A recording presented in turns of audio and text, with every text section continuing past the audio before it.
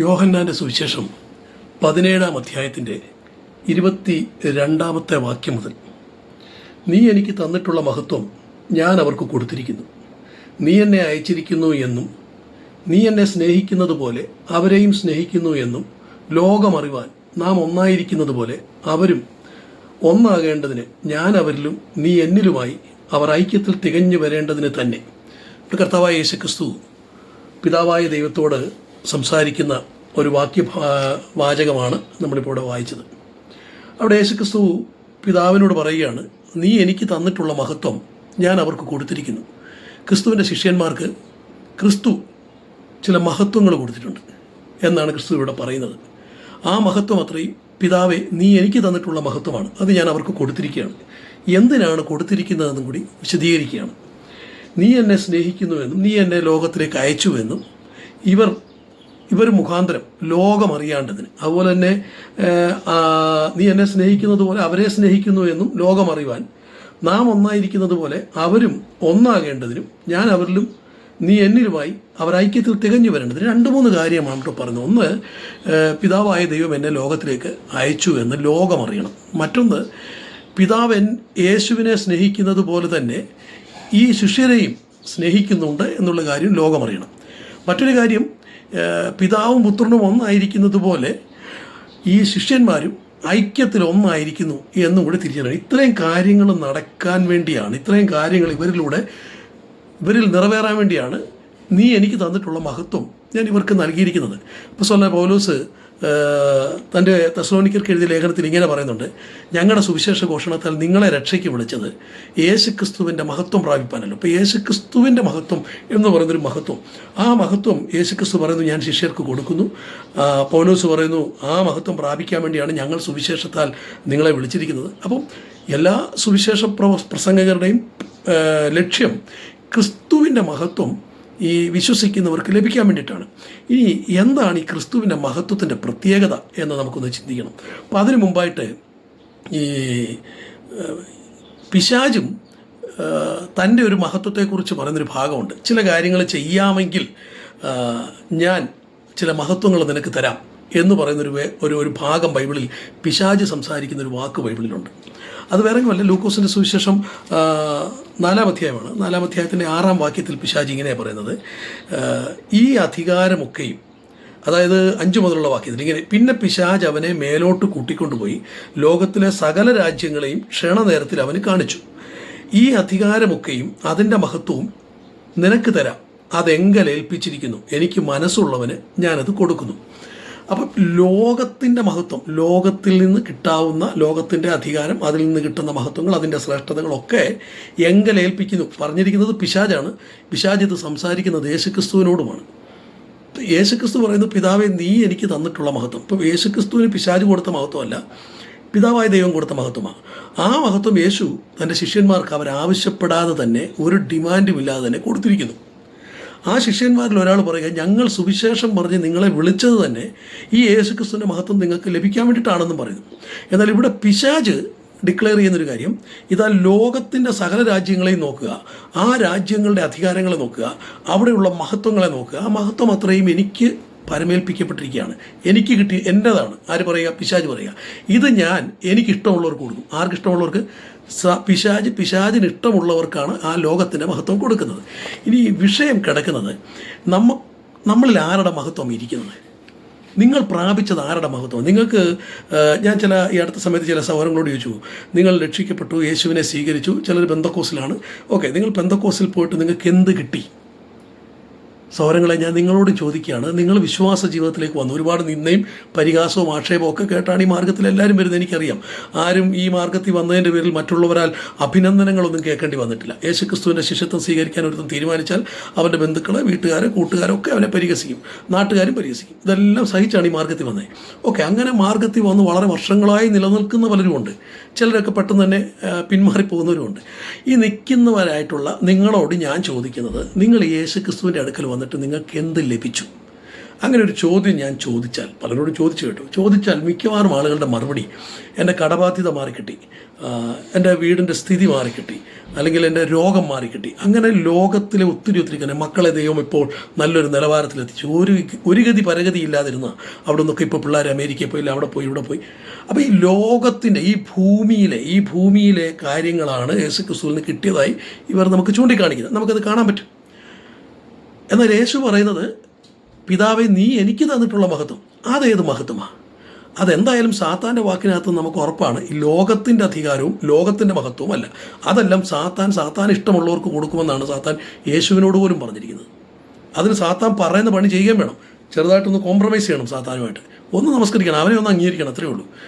അങ്ങനെ അംഗീകരിക്കുന്നവർക്കെല്ലാം സാത്താൻ ആ മഹത്വം കൊടുക്കും. എന്നാൽ യേശുക്രിസ്തുവിൻ്റെ മഹത്വം പ്രാപിക്കണമെങ്കിൽ സുവിശേഷ ഘോഷണത്താൽ രക്ഷയ്ക്കായി വിളിക്കപ്പെട്ടിരിക്കുന്നവർക്ക് ക്രിസ്തുവിൻ്റെ മഹത്വം ലഭ്യമാകുമെന്ന് ബൈബിൾ പറയുമ്പോൾ എന്താണ് ഈ ക്രിസ്തുവിൻ്റെ മഹത്വത്തിൻ്റെ പ്രത്യേകത? അത് മനസ്സിലാക്കണമെങ്കിൽ യേശുക്രിസ്തു മർക്കോസിൻ്റെ സുവിശേഷം 10-ാം അധ്യായത്തിൽ, ലൂക്കോസിൻ്റെ സുവിശേഷത്തിലൊക്കെ ഉണ്ട് കേട്ടോ, അവിടെ സെബദിപുത്രന്മാരുടെ അമ്മ, അല്ലെങ്കിൽ സെബദിപുത്രന്മാർ തന്നെ നേരിട്ട്, മർക്കോസിൻ്റെ സുവിശേഷത്തിൽ സെബദിപുത്രന്മാർ നേരിട്ട് യേശുവിനോട് പറയുന്നതായിട്ടാണ് എഴുതിയിരിക്കുന്നത്. ലൂക്കോസിൻ്റെ സുവിശേഷത്തിൽ സെബദിപുത്രന്മാരുടെ അമ്മ യേശുവിനോട് പറയുന്നതായിട്ടാണ് എഴുതിയിരിക്കുന്നത്. അവിടെ പറയുന്ന ഇതേ ഉള്ളൂ, യേശുക്രിസ്തു താൻ ക്രൂശിക്കപ്പെടുമെന്നും ഉയർക്കുമെന്നും ഒക്കെയുള്ള കാര്യങ്ങൾ ശിഷ്യന്മാരോട് പറഞ്ഞു വരുന്ന ഒരു ഘട്ടത്തിൽ ഈ സെബദിപുത്രന്മാർ യേശുവിനോട് പറയുക, കർത്താവേ നീ വരുമ്പോൾ നിൻ്റെ മഹത്വത്തിൽ ഞങ്ങളിൽ ഒരുത്തനെ നിൻ്റെ ഇടത്തും ഒരുത്തനെ നിൻ്റെ വലത്തും ഇരുത്തണം, ഞങ്ങൾക്ക് നിന്നോട് ചേർന്നിരിക്കണം, ആ മഹത്വം ഞങ്ങൾക്ക് തരണം, നിൻ്റെ മഹത്വത്തിൽ ഞങ്ങൾക്ക് ചേർന്നിരിക്കാനുള്ള അനുവാദം തരണം എന്ന്. ഇത് എൻ്റെ അമ്മ പറഞ്ഞതായിട്ടാണ് ലൂക്കോസിൻ്റെ സുവിശേഷത്തിൽ പറഞ്ഞത്.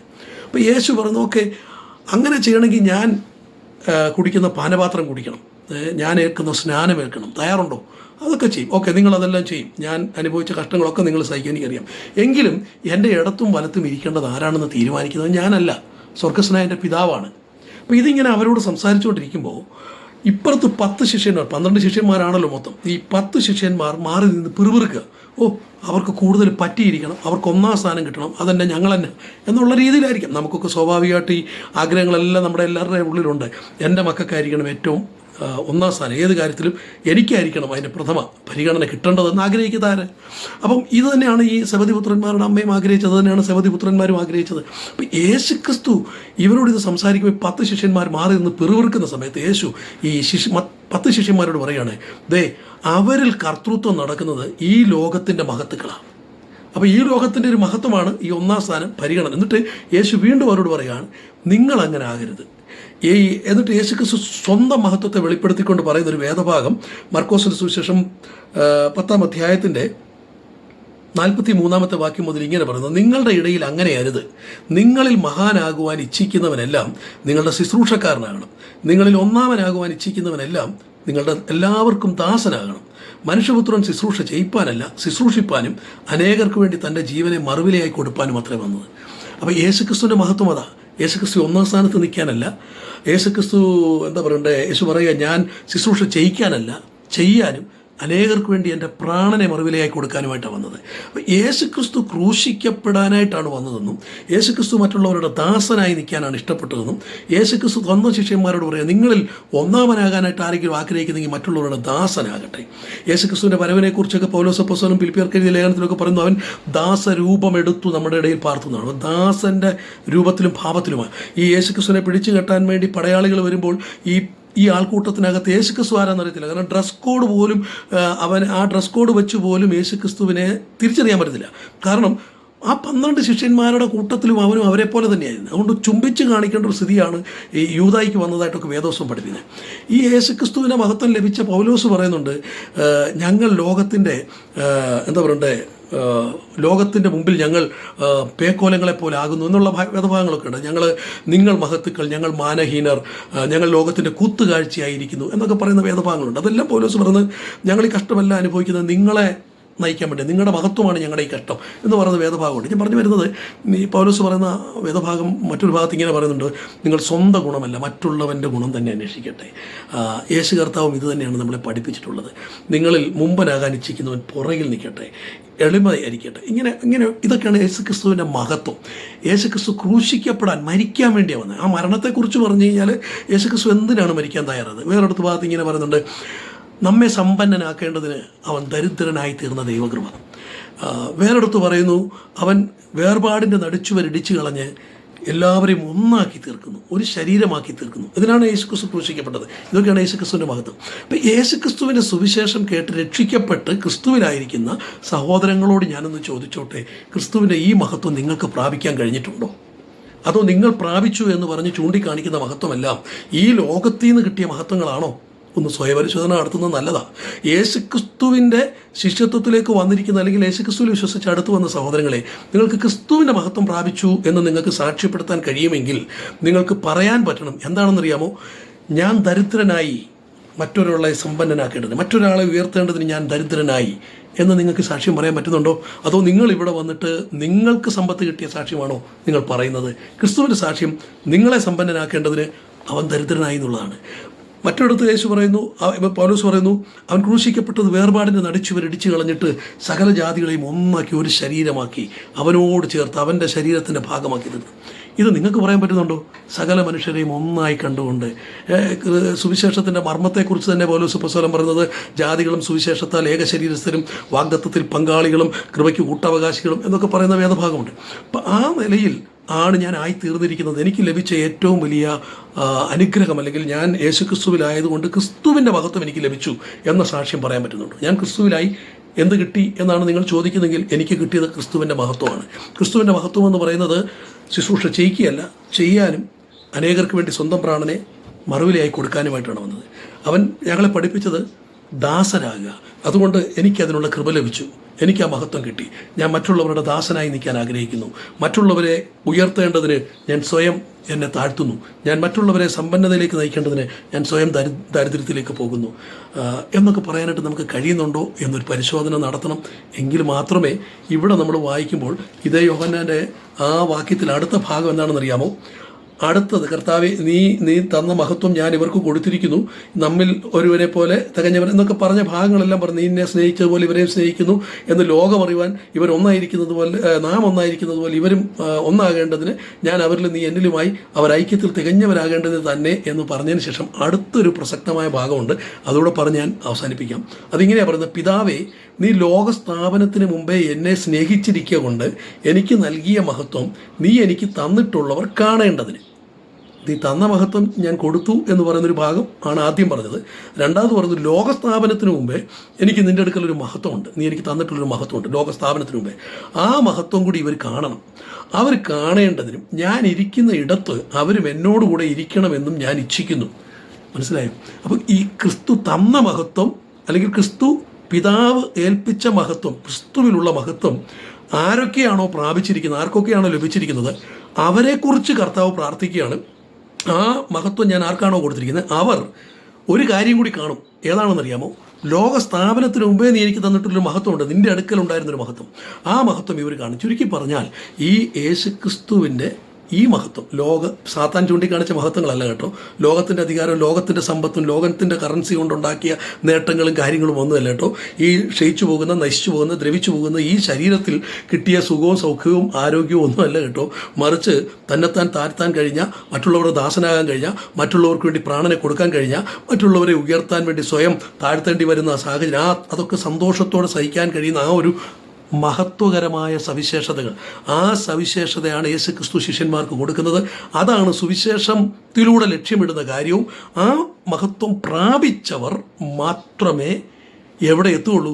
പിതാവേ, ലോകസ്ഥാപനത്തിനു മുമ്പ് നീ എനിക്ക് തന്നിട്ടുള്ള ആ മഹത്വം അവർ കാണണം. അതായത് പിതാവിൻ്റെ അടുക്കൽ പുത്രൻ ഉണ്ടായിരിക്കുന്ന മഹത്വം കാണാൻ യോഗ്യതയുള്ളെങ്കിൽ കാണാൻ യേശു ഇച്ഛിക്കുന്നത്, യേശു കൊടുത്ത യേശു ക്രിസ്തുവിൻ്റെ മഹത്വം ആർക്കൊക്കെയാണോ ലഭിച്ചിരിക്കുന്നത് അവരിലൂടെയാണ്. നമുക്ക് പരിശോധന നടത്താം.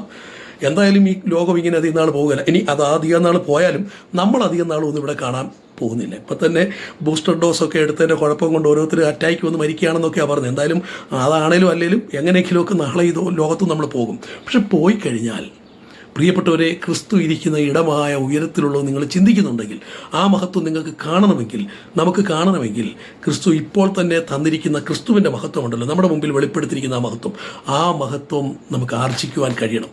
അത് നമുക്ക് ലഭിക്കാതെ, അല്ലെങ്കിൽ അതിനുള്ള താല്പര്യം ഇല്ലാതെ പോയാൽ ഈ പറയപ്പെട്ട മഹത്വത്തിലേക്ക് എത്താനായിട്ടോ ഈ മഹത്വം കാണാനായിട്ടോ നമുക്ക് കഴിയുമോ എന്ന കാര്യത്തിൽ എനിക്ക് സംശയമാണ്. കർത്താവ് ഇച്ഛിക്കുന്നത്, കർത്താവ് കൊടുത്ത മഹത്വം ഉള്ള വ്യക്തികളാണ്. കർത്താവിൻ്റെ മഹത്വം ആർക്കൊക്കെയാണോ കർത്താവ് കൊടുത്തിരിക്കുന്നത് അവരവിടെ എത്തണമെന്നാണ് കർത്താവ് ഇച്ഛിക്കുന്നത്. അതുകൊണ്ട് ഞാൻ എൻ്റെ വാക്കുകൾ ചുരുക്കട്ടെ.